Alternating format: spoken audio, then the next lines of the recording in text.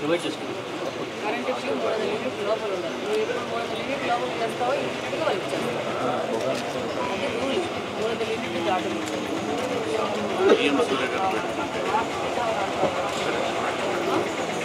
మార్చారు కదా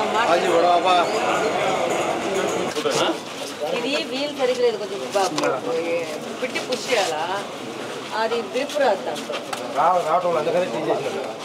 కాదు చేతులు పాడైపోతాయి. వేసుకో ఆయన వేసుకుంటారు కదా. వేసుకో మరి అలవాటు చేసుకోవాలి నువ్వు. అది వేసుకోకుంటే చేతులు పోన బొబ్బలన్నీ బట్టి అంత పాడైపోతుంది.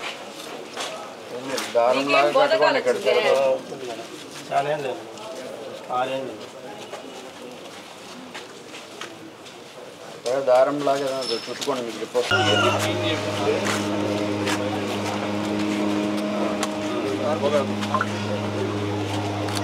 అది వదిలిపెట్టి ఇది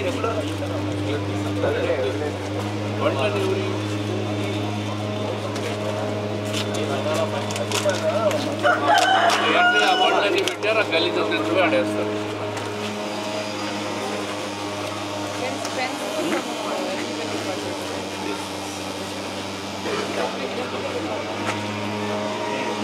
కానీ 99 మంది ఒప్పుకొని ఒకరు ఒప్పుకోకుంటే ఆ బ్రిడ్జ్ ఆగిపోతుంది. అందుకే దాన్ని వదిలేసాము. ల్యాండింగ్ లోపలనే ఆఫ్టేక్ లోపలనే తీసుకొని బ్రిడ్జ్ కార్యక్రమం ముందుకు పోతా ఉంది. మ్యాక్సిమం ఒక 20-25 రోజుల లోపల పూర్తి చేయిస్తాం. ఎమ్మెల్యే కొంచెం డిజైన్ ప్రాబ్లమ్స్ ఉన్నాయి. నిన్నంతా కూడా కలెక్టర్ గారు, కమిషనర్ గారు అందరితో కూడా మాట్లాడాము. దాని మీద చేయిస్తాం. మేము ఏమి చెప్పినామో అది కొంచెం ఆలస్యమైనా కూడా 100% మేము చెప్పింది మేము చేస్తాం. ఇప్పుడు ఆ బ్రిడ్జ్ అంతా ఆగిపోయిన బ్రిడ్జిని మేము పూర్తి చేయించినాం. ఆ బ్రిడ్జిని గుర్తుపెట్టుకుంటే మొన్న ఎన్నికల్లో మాకు డివిజన్లో మెజారిటీ వచ్చేది. గుర్తుపెట్టుకోలే జనం. కాదు ఒక మాట, గుర్తుపెట్టుకుంటే రవీంద్రనగర్ వాసులు ఈ 41, 42 డివిజన్లలో ఎమ్మెల్యేకి బంపర్ మెజారిటీ వచ్చేది. 2 చోట్ల మైనస్ వచ్చింది. అంటే జనం మనం చేసిన మంచి పనులు గుర్తుపెట్టుకోవడం మర్చిపోతూ ఉండరు. అదొకటే మీకు చెప్తా ఉండ. ఇప్పుడు గుర్తుపెట్టుకోండి. Right okay. నీళ్ళు పోవడం లేదు సార్. కాలువ నీళ్ళు ఇండ్లు చూస్తున్నాయి. వంకను ఆక్యుపై చేసుకున్నాడు. అవును సార్. ఇంకా స్థలం ఉంది, అమ్ముకున్నారు వాళ్ళు, కొనుక్కున్నారు, అమ్ముకున్నారు. మేము ఇట్ట పోవాలి. మండి 40 సంవత్సరాలు పండు కొడుతున్నాయి. 40 సంవత్సరాలు ఉన్నాను ఇక్కడ. ఏం చేస్తే చేసుకోకపోతే 42 ఏళ్ళు సార్. నేను ఇక్కడ కొత్త రోడ్డు సార్. 42 సంవత్సరాలు పండు కొడుతున్నారు. వంకను ఆక్యుపై చేసుకున్నారా? ఇంకొక స్థలం అది పరంపోకు స్థలం అని స్థలం అని వంక చేశారు. అది ఏమైందంటే ఇప్పుడు వంక వాళ్ళు కట్టేసినారు సార్. మిగిలింది పరంపో భూమి. ముందు పాత ఉన్న వాళ్ళు వచ్చి ఆక్యుపై చేసుకుంటున్నారు. కానీ అది వాళ్ళది రిటర్న్గా రిజిస్ట్రేషన్ అయితే ఏం లేదు సార్. వాళ్ళు ఆక్యుపై చేసుకుంటారు. వాళ్ళ పక్క ఈయనది ఉంది సార్. ఈయనది పట్ట. వీళ్ళ పక్కన పరంపోకు. ఈయన ఏం చెప్తున్నా అంటే అది పక్క పరంపోకు కదా, మాకు దారి వదలండి, ఒక 10 అడుగులు వేసారు ఉండేదాన్ని పరంపోకు, మాకు దారి వదలండి అని ఈయన అంటున్నారు సార్. వాళ్ళు వచ్చి దానికి ఆక్రమించుకొని ఉన్నారు. దాని పక్కన గవర్నమెంట్ పరంపోకు belongs to corporation or irrigation? Irrigation sir. Irrigation అంటే దాన్ని మేము ఆపినాము. మా పైన కేసులు కూడా పెట్టాము. వీళ్ళు సచివాలయంలో రెవెన్యూ వాళ్ళు కదా.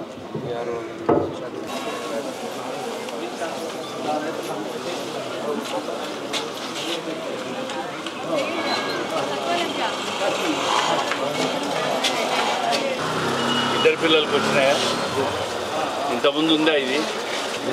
ఈ గవర్నమెంట్ వచ్చినాకే కదా. అప్పుడు కూడా అందరికి ఇస్తా అని చెప్పినాడు ఆయన.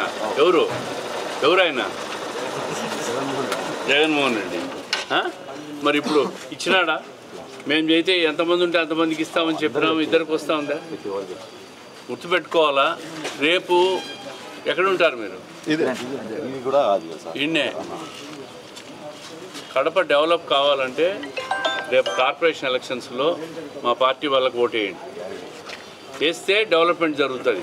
మీరు మళ్ళీ వైకాపా వాళ్ళు ఓటేసినారనుకో, కార్పొరేషను మున్సిపాలిటీ అంటారు చూసారా, కార్పొరేషన్ మున్సిపాలిటీ చేస్తారు.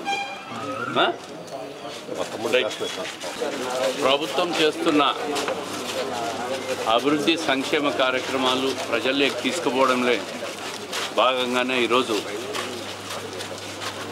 పరిసరాల శుభ్రత, ఆరోగ్య భద్రత అని ఈ వర్షాకాలంలో ఎక్కడైతే మరీ కంజెస్టెడ్ ఏరియాస్ ఉన్నాయో, అదేవిధంగా స్లమ్ ఏరియాస్ ఉన్నాయో అక్కడంతా కూడా బ్లీచింగ్ పౌడర్ చల్లించి ప్రజలు ఆరోగ్యంగా ఉండాలని చెప్పి వాళ్ళ ఆరోగ్యానికి భద్రతగా ఈరోజు ఈ బ్లీచింగ్ పౌడర్ చల్లుతూ ఈ కార్యక్రమాన్ని చేపట్టాం కడప నగరంలో, మున్సిపాలిటీలో, ముఖ్యంగా కార్పొరేషన్లో.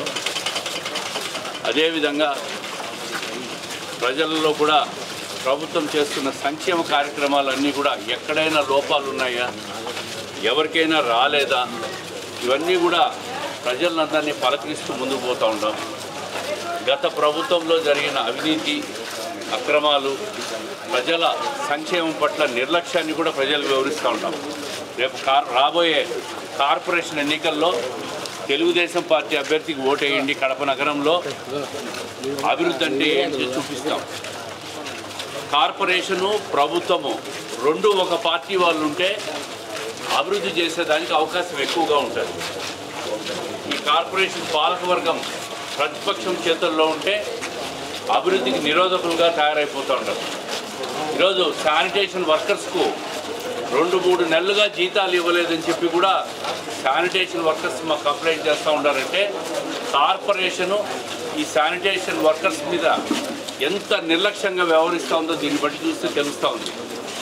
ఏమాత్రం ప్రజల పట్ల, ప్రజల సంక్షేమం పట్ల, పేద ప్రజల పట్ల, ముఖ్యంగా శానిటేషన్ వర్కర్స్ చేస్తున్న కష్టాన్ని గుర్తించని ఈ కార్పొరేషన్ను ప్రజలందరూ కూడా తిరస్కరించి ఓడించి రేపు తెలుగుదేశం పార్టీకి ఈ కార్పొరేషన్ చేతికి ఇవ్వాలి. అప్పుడే అన్ని రకాలుగా కూడా అభివృద్ధి జరుగుతుంది, ముందుకు పోతుంది.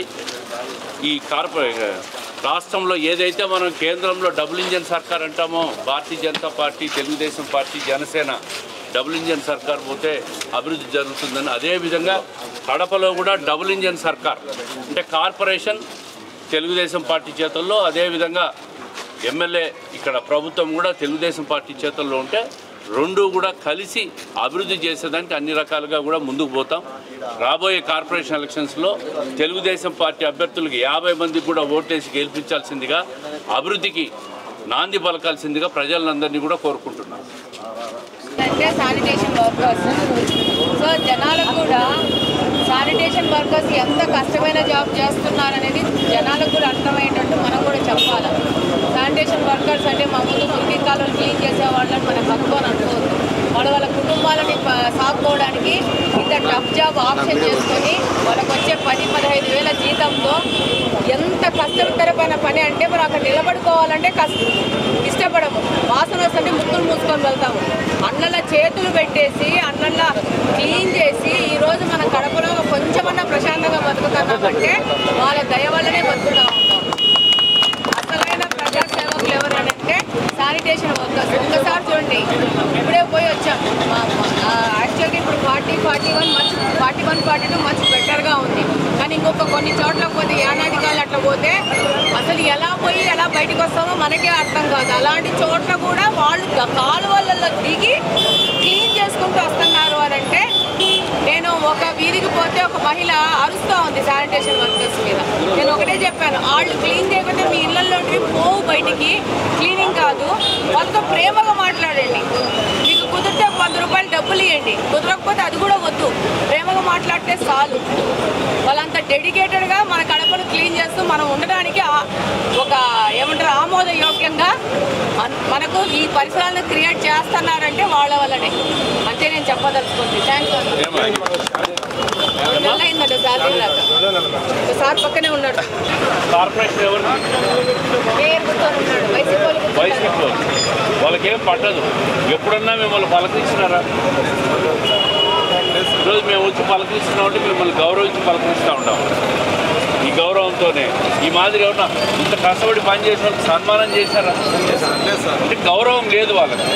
నేను అందుకే చెప్తా ఉంటా, ప్రతిసారి ఇట్లా డిలే అవుతూ ఉంటేనే ఈ సమస్య వస్తుంది. ఇంత కష్టపడి పనిచేసే వాళ్ళకి జీతాలు రాకుండా ఇదంతా కార్పొరేషను వైసీపీలో చేతిలో పెట్టుకొని చేస్తున్న వైఫల్యం తప్ప ఉండలేదు. అందుకే ప్రభుత్వానికి రాసి పర్మిషన్ తీసుకొని వాళ్ళకి జీతాలు డిలే కాకుండా ఇచ్చేయండి. అది ఒకటిసారి జీతం సరిగా పడలేదు సార్. గణాత్రి సార్ అయితే కరెక్ట్ పెట్టారు. ఈ కేరళ సార్ అయితే అమౌంట్ ఇచ్చినాక 3 రోజులు 4 రోజులు సార్ అయితే అతనికి ఆల్రెడీ లాస్ట్ వార్నింగ్ ఇచ్చాం సార్. నెక్స్ట్ టైం ఉంటే రిమూవ్ చేస్తాం. నిన్న కలెక్టర్ గారితో డిస్కషన్ జరిగింది. Any deviation will be you directly report to the government and take a permission dividing the council. లేదంటే వీళ్ళకి జీతాలు రాకుండా పోవడం ఏంది?